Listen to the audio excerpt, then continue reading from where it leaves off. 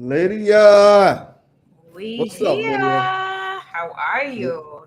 I'm good. I'm tired though. Again, like you, as we get closer to this conference, I can tell you, I am more and more drained emotionally, mentally, and I'm just listen. I think it's great that you and I can carry each other the way we carry each other That's on right, this vibe on off this that platform. energy. We got a vibe off of that. And so, how's your week been so far?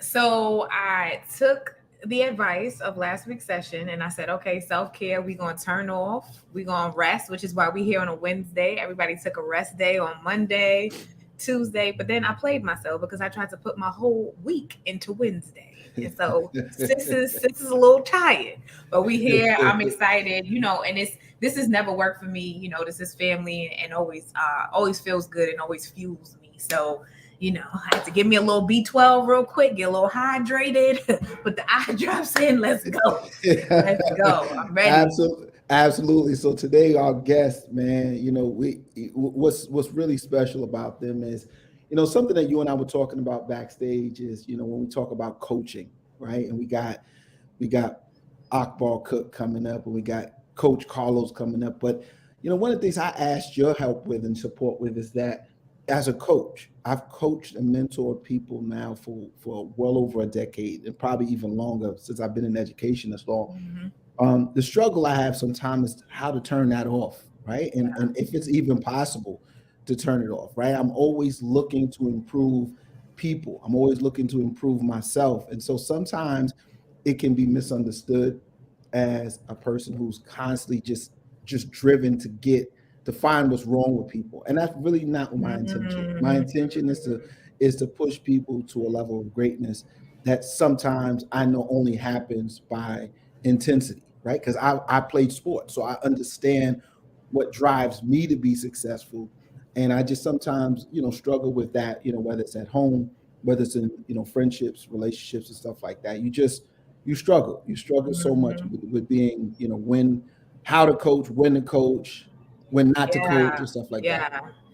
I get it. I get it. And what I will say is this, right? So as a woman and as a life partner, I find this exact same struggle show up in my own dynamic, right?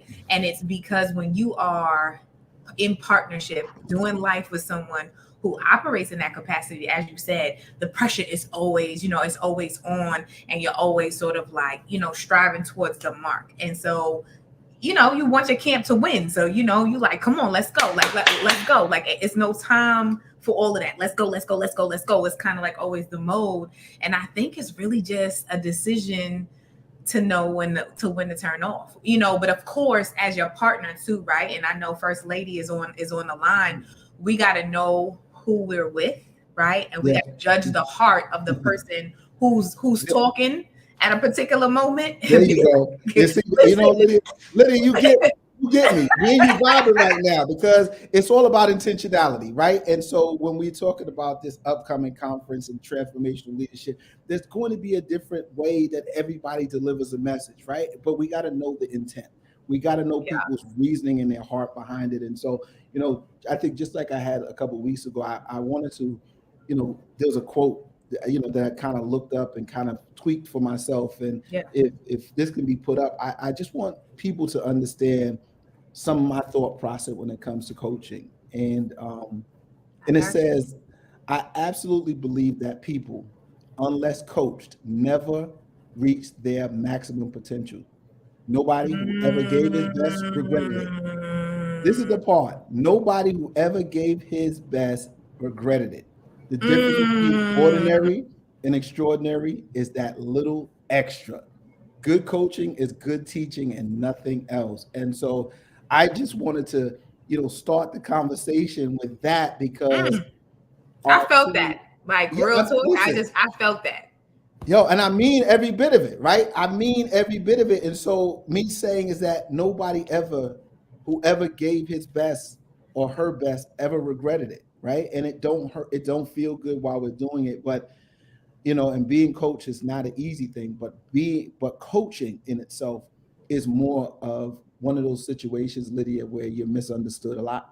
And I never want to be that person. So it is my hope that throughout this conversation today, that these two coaches who are just dynamic in their own right can really help our audience understand the importance of kind of maybe pushing Yeah. beyond the boundaries that we kind of sometimes set for ourselves and stuff like that. So, you know what? Let's just bring them up, Lydia. Let's bring up. Absolutely. Let's bring them up. But before we do that, I want to ask everyone who's watching right now, click the share button and share this with a friend, because last week when I say we were dropping gems and people were upset, like, oh my gosh, like I wish I knew. Share this with a friend, share this with someone who you know needs to hear this message, because we're going to get into the nitty gritty, because I think Dennis is touching on something real deep. So let's bring Ak and Coach Carlos to the stage. What's up, fellas? Hey. Uh-oh. Hold on, wait. Hold on. Wait. I saw Coach Carlos just do something, and I know Ak normally does the same thing. Can you do that hand sign again? Do that again. Mine is 3. Okay. I'm from the 313. Okay. All right. Now watch Ak do the west side. What are we talking about? Look at What is this? Yes, Wow. What is going on? my man. Look at my boys here, man. It's a pleasure to have both. It's a pleasure to have both of you here, man. You know, Ak has been with, you know, he's a day one. You know, he's one of the founding members of the OSG family. You know what I'm saying? So he's been with us from day one. And Coach, you've just come on board with the family, but it feels like you've been here with us forever. So you know, welcome to the family, man. And so I guess let me just jump right into something. You remember I was just saying something about coaching, right? And I said that I absolutely believe that people, unless coached, never reach their maximum potential. You're a principal, you're a basketball coach, you're a father, you're a friend, you're a husband, you're a lot of different things to a lot of people. My question to you, Ak, is like, how do you turn off Coach Cook? How do you turn off Coach Cook, man? You don't, Dennis. I'm coaching every day, all day. In America, it was on my heels on Amazing Race because I couldn't turn it off on Sherry. So I only got one way, D, and it's the. I mean, I believe if you really passionate about something and you put the work in too, D, I really believe that, you know, that advice you're going to give is going to go a long way, man. Like I've always, you know, stood on the shoulders of my ancestors. So I always say that I'm the sum of the people around me. If I don't coach them up, like who am I hanging out with, you know? Yeah. No, that's dope. And you know, again, that whole sometimes now having to go back and apologize, like, you know, like how you had to for the Amazing Race, you had to go back and say, like, you know what, y'all, that's just me. Like, I didn't mean any harm by talking to Sherry like that. That's just how I coach, right? So at times we always, I think as coaches, have to stop and say, you know what, then we got to go back and apologize to some folks, because sometimes the intentionality of it gets lost in translation, right? Because we're just pounding, and people don't always look at it as us, you know, any intention in which we initially had it for. So, you know, we definitely gonna talk about this, Aka. So come on, Coach Carlos, what's up, man? You heard the conversation. Yeah, I'm with all of you all. That I don't think those who coach and who do it because that's who they are can ever turn it off. That's, you know, you're asking that eternal question, almost like, can a leopard change his spots? And I don't think we can do it. I just can we turn it down? Yeah, we can turn it down, but those who know us and love us know that we know them and love them, and they got to recognize it's not just what we do, it's who we are. And sometimes we have to turn it down. But I don't know if Ak, yourself, Lydia, I don't know if we ever could be around something that we know could be greater and allow it to stay less. I just don't know if we can do it. Yeah, that's real. That's real. You know, one of my favorite quotes, right? Or one of the things I always say, we all need somebody in our life who knows us and somebody who's going to know us. And that's a coach, right? Because like, if you don't keep those types of people around you, like, what are we doing here? Yeah. We all about feel good now. Anybody got time for that? Yeah. So you're absolutely right. Yeah. And look, and Lydia and Ak and Coach, it's like, you got to think, man, in a couple of weeks, man, we'll be at Columbia University, you know, delivering some amazing messages, and some things are going to come out the way they come out, right? Right. And I've been around. I think I've been around enough people who speak and say, you know what? Sometimes we just got to listen to the message. Oftentimes we always get mad at people by saying, you know what? It's not what you said, it's how you say it. And I'm like, yo, no, that's not the important piece to this conversation. Yeah. What's important is what the message is. Yeah. And so, what's the message, man? What's the message for the conference, man? What's the message that you dropping? Well, I'm talking about the new normal, Dennis. We all got together with this OSG, thing of ours during COVID. And I really thought that it was going to be a shift in education. I thought that everybody saw our plight, meaning they had to become tutors and they had to become, all of these teachers to their children. So I thought that when the world got back, back to normal, that we would be seeing stuff differently, and we're not. So I'm just going to talk about the new normal and the way I see education and where I think it should move. Not just me, just like if you're removing barriers for your babies, there's some things that just have to be done, like I call it no-brainers. So I'm gonna really be talking about things of that nature, and then really pushing the button, man, putting your foot on them and saying, listen, if we got to do this right here to get our babies over there, what you waiting on? We all waiting on Superman. We supposed to be Superman. Absolutely. So that's what I'm on, D. So I'm gonna push the pedal to the metal, D. Nah, I hear that, Ak. But Ak, before I get over to Coach, but Ak, one of the things that you and I, if you remember when our first time that you and I met in your auditorium, when Jamila T. Davis introduced us, and you remember, my conversation about being Akbar Cook, the major celebrity who's doing great things, but then it was that other push. The other push that I think you respected as your coach, as your mentor. You remember what I was talking to you about? Yeah, that was a lot, D. I don't even know which part you talk about, but I know. I'm talking. Yeah, what you gonna say? Yeah, we were talking about as far as the principal. What's the next level you got to go to? And my thing was, and D know this when I met him. I was getting all these accolades for doing all these amazing things as far as the community and culture and things of that nature, but I still wasn't getting the recognition for being the instructional leader. So D was pushing me, putting the battery in my back, like, what you going to do? So one of the first things I did, all right, I'm going to get my baby's associate's degree. So we did that while we started OSG during COVID. I graduated last year, 16 kids with their associate degree in business administration. So we moved on that. So it's more things of that nature, D, like just really honing in on the academic side, trying to not say I'm all about the test scores, but I'm really trying to show the world that I'm not just the community guy. I can be that instructional leader. But that was one of the things, D, put that battery on my back to do. Absolutely. Yeah, that good stuff. Absolutely. So Coach, again, this is me pushing you and pushing and getting you to talk a little bit too. What are you going to be coaching us about on during this conference? Yeah, well, first I want to pause and say, Akbar, you graduated some kids with their associate's degrees. I mean, that needs to be posted out there. Share that. Exactly. That need to be shared. That they coming out your school with associate degrees, but that's good stuff. Well, as it relates to me, for the last decade, if not more, I have been trying to tell the world that you have got to engage. Not involved. You have got to engage your parents. I've been telling folks all around the country, when I talk about engagement, stakeholder engagement, one of the things I've been harping on is you cannot let that underutilized resource sit on the sidelines. And that's our families. They know our kids. They know what their need. We've got to get them off the bench and into the game. I've been saying it for 10 years, but COVID came along. And now everybody realizes that we have got to get these families involved in the process or engaged in the process. And I'm going to be making that distinction between the difference of involvement and engagement. That our families are underutilized resource, and we're going to be showing them strategies on how to get them engaged so that they can be a part of the MTSS behavioral process, so that families can be a part of the become a part of the academic process.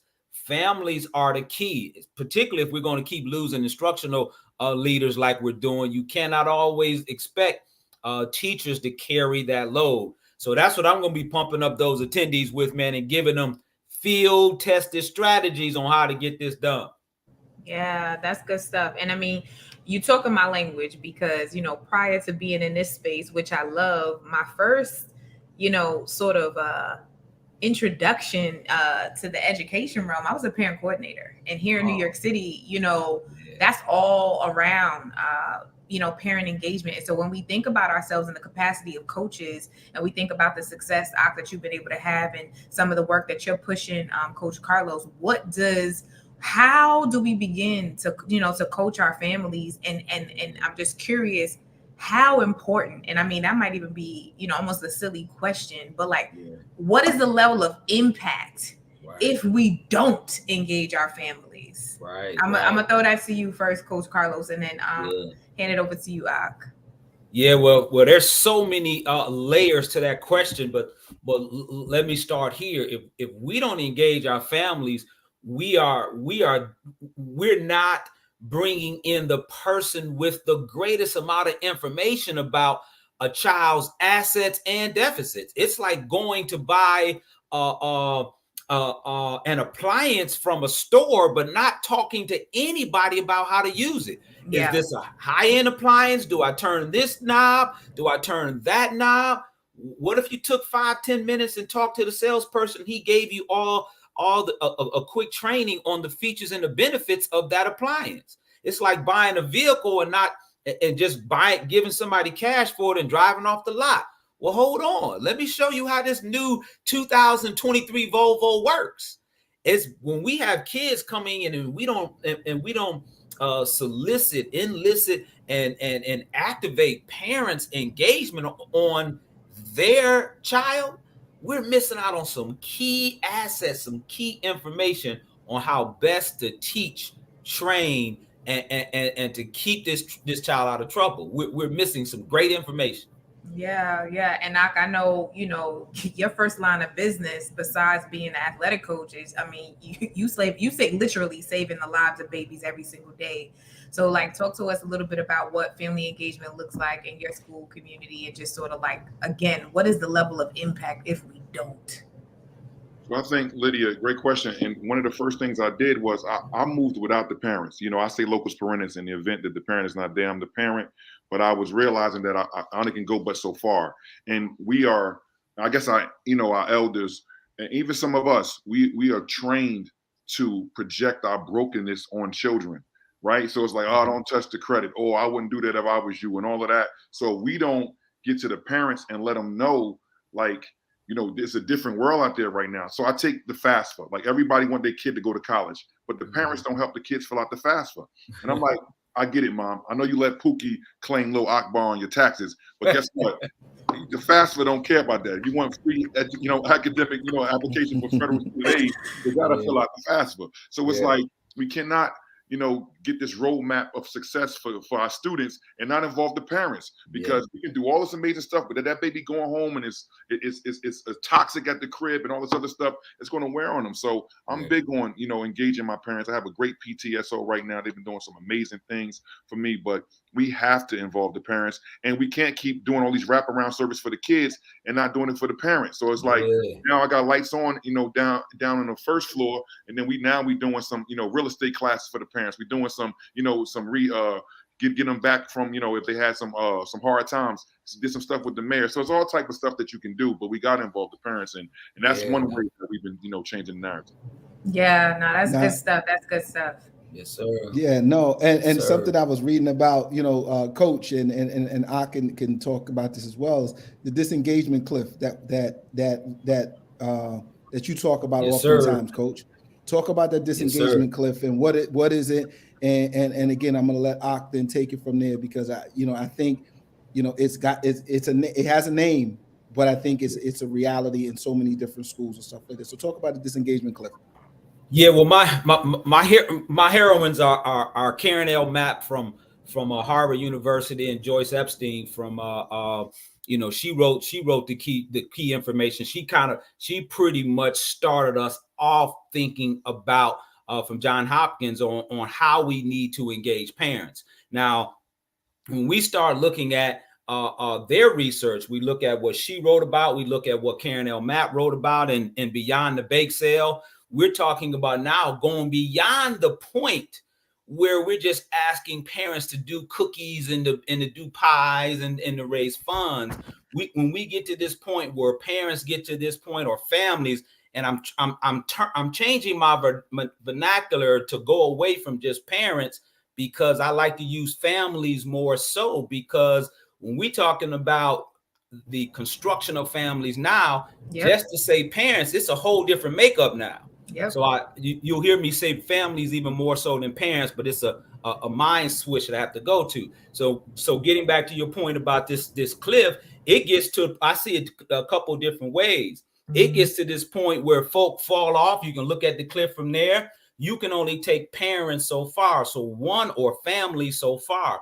One of the things that I encourage schools to do is to create what I call a meaningful minimums. Now, we can't mandate families do anything, but if every culture created meaningful minimums and created in this building at my house, this is what will make sure that your child is successful. If you do these meaningful minimums.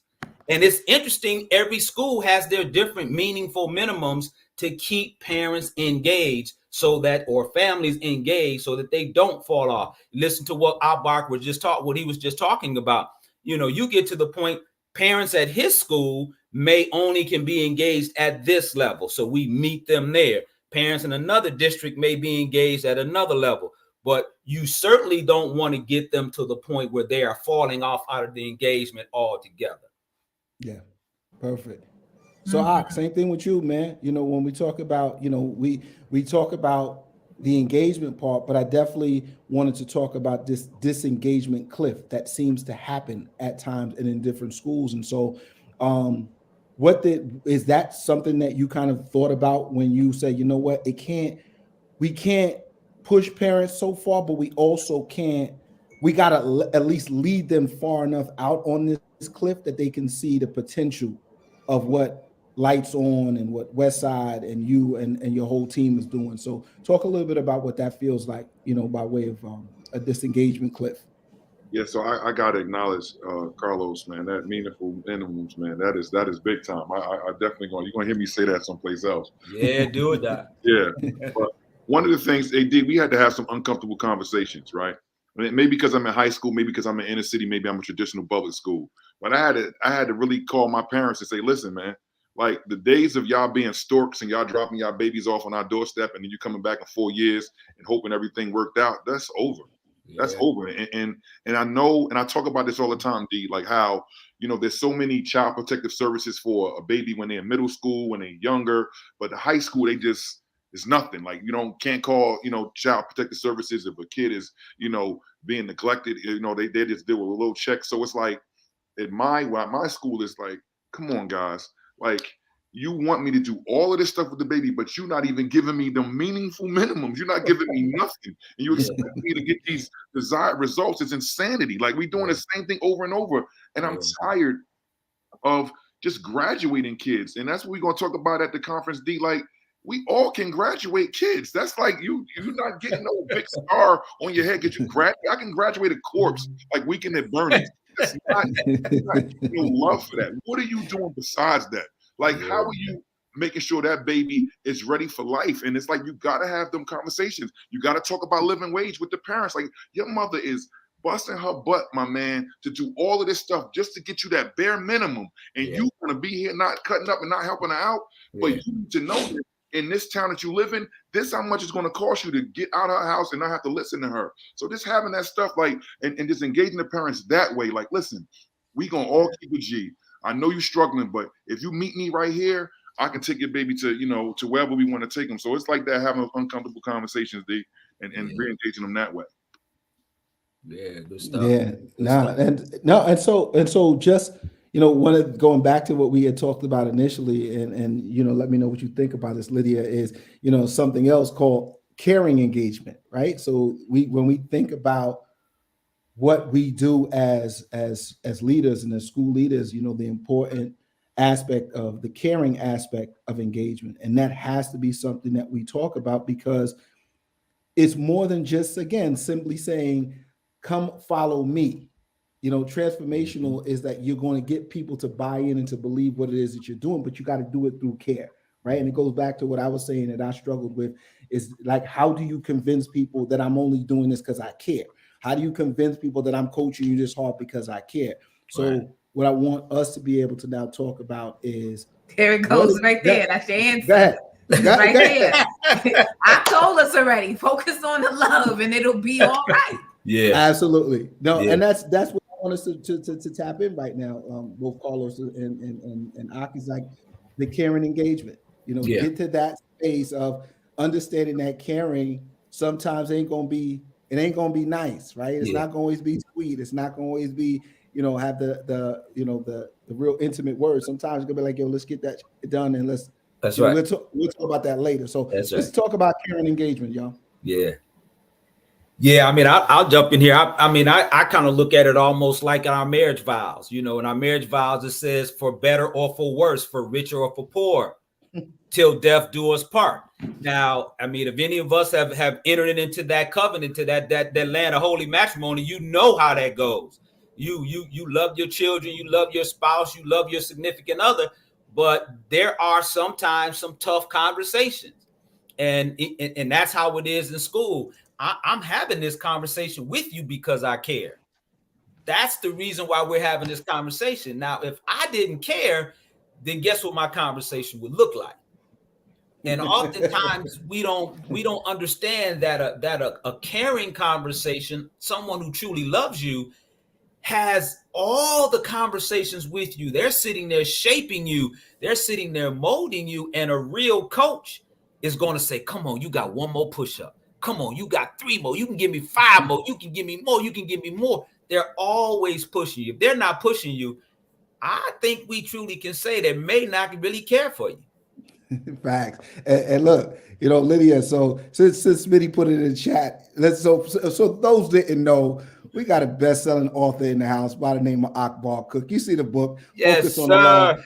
And and I think it's appropriate. I think it's appropriate I think you helped me to answer my own question. Is like, I'm looking at the book over there on my desk, and I'm like, yo, that's what it is.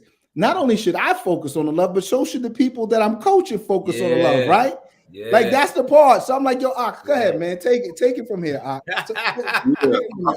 I mean, Carlos talked about marriage, but I'm talking about from the aspect of a family. Like I got 3 sons. I want to lead them the best way I know how. And if I'm running my house and running my family like I run my business, like I run my day-to-day, like I run, my friendships and all of that, how could you lose? Like, so when you say that caring engagement, that's the only way I know how, D. I'm not this guy. And most of our babies now, they trained to go. They don't take no disrespect whatsoever. You want to see them go off the cliff, like Carlos said, come at them wrong. So you have to come that way, but you got to be fair. You got to be consistent. You got to just be all these things that they want to aspire to be. You got to take from there. So when I talk about focus on the love, it's just literally just running your business and everything you do like you would run your household. Now we got some bad, people that their households ain't that tight. But if you're coming from a caring standpoint, man, I just think like you can't lose, because I know I was raised like I'm supposed to do better than the previous generation. I want my son to do better than me. So imagine if you building up the next leader. And it's and back to this coaching thing. D, we had this one recent principals meeting, and they talked about mentoring, they talked about coaching. They was like, right now, all of us are probably good drivers, right? But no matter what we do without coaching, without mentorship, we won't become a NASCAR driver. Be good drivers, but you're not going to be on highway. That's good. An hour. You need coaching, you need mentorship. So you can be the best driver you can be, but you're not going to get to that level if you don't get coaching. So I thought that was, something that made me think about what you guys are talking about today. That's good. But even in chapter 4, right, where the title of this chapter is When Love and Leadership Meet, right? And you go into detail about it. You let people understand, like, it's going to be hard. It's going to be real hard to accept leadership if love isn't attached to it.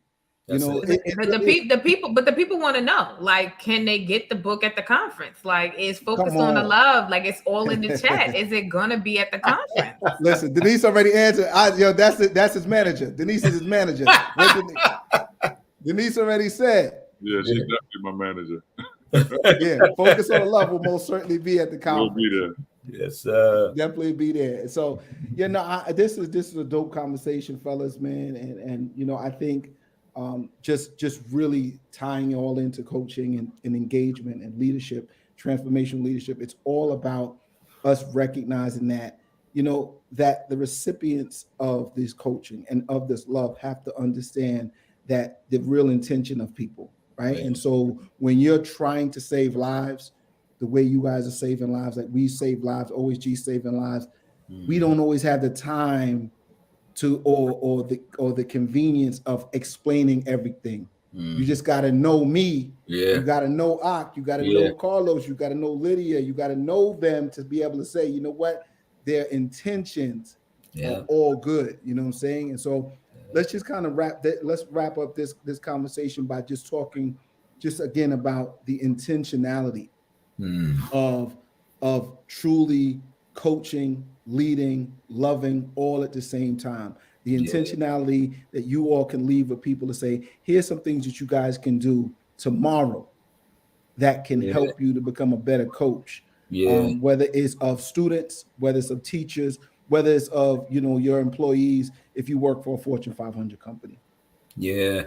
Well, I'll say this. There's a reason why we are all using the term coaching and not mentoring. I have nothing against mentoring, but I'm making the distinction between coaching and mentoring. When I think about coaching, coaches are those who have a plan that leads to success. It's that they have a playbook. When you think about the coach for Kansas City, Andy Reid, when you think about New England's coach, when you think about a basketball coach, when you think about a coach in corporate America, when you think about a coach in education, what comes to my mind, if you hear me talk about, is someone who has a blueprint for success. Someone who can take a team of instructional leaders, who can take a team of building leaders, who can take a team of students, who can take a team of kids on a sports team and say, look, follow this game plan. I know it works. I won the city championship last year with this play. I won the state championship last year with this play. That's why I'm coaching. So stay with me. Follow my script. I got a plan. And at the conference, those who attend, you're gonna hear a plan. You're gonna hear Akbar talking about his plan. You're gonna hear me talk about my plan. We're coaches with proven results and a plan. We're just not public speakers. We have a plan that's proven. So that's the way I would respond. And we care enough about you to share with you these nuggets from the plan. Absolutely. Go ahead, Ak. Wrap us up, Ak. Man, I don't even know what to say, D. It's so much jewels being dropped right here, man. I'm just saying, oh, thank you, brother Carlos, D, Lydia. I'm excited, man. I see a cousin Mark in there. I mean, when I coach D, I coach from the heart. I coach as if I want to be coached that way, but I do coach them individually. I know I can yell at this one, and I probably got to tiptoe around that one. You know what I'm saying? So I do teach them, differently. But I think that's education right now. You know, we talk about this all the time, D. I think that we should have, individual education plans for everybody. You know what I'm saying? And we lifelong learners. I need it because D may talk to me one way and talk to Malik a different way, but talk to Dr. Action another way. So I'm always learning, man. I'm always learning, and I appreciate this. So y'all just want to see our love on display when we come to that conference that day. We focus on the love. Obviously, hint, we doing that, but like we doing this for the love. Like D called us, Denise called us, Dr. Baez called us. We there. We could be doing anything in the world, but we're gonna be there with y'all, man. And we're gonna give you everything we got, man. I take that from, I heard about I think it was George Gervin. It was like 3 people in the crowd, and he said that was 3 people that never have seen me play. So he went hard that day and dropped whatever he do. So it's like that's how I'm gonna bring it, D. I'm gonna bring it everything I can, and I'm gonna coach my butt off, man. I appreciate y'all. Thank y'all. No doubt. Yes, sir. Per usual. Yes, OSG. Often imitated, but never duplicated. Never duplicated. You can't get this nowhere else. Yeah. All right, y'all. We back next week. How many days to the conference? Ooh. Countdown. Hold on. First lady, you in the chat. How many days we got to the conference? How many days we got? Let us know. Let us know. Come on, Denise. Right. Yeah. Oh, but the Yeah, registration closes on March 2nd. She said, please be clear. Please be clear. Get Get your March tickets 7th, now. March 2nd. Do not be last minute Larry. We changing the narrative around here, folks. Okay. We're not waiting till the last minute. So get your tickets, get in the building. Yeah. Again, OSG often imitated. We are never duplicated. We are different breeds. So we're gonna see y'all next week. All right, y'all. Salute. All right. Y'all be blessed. All right.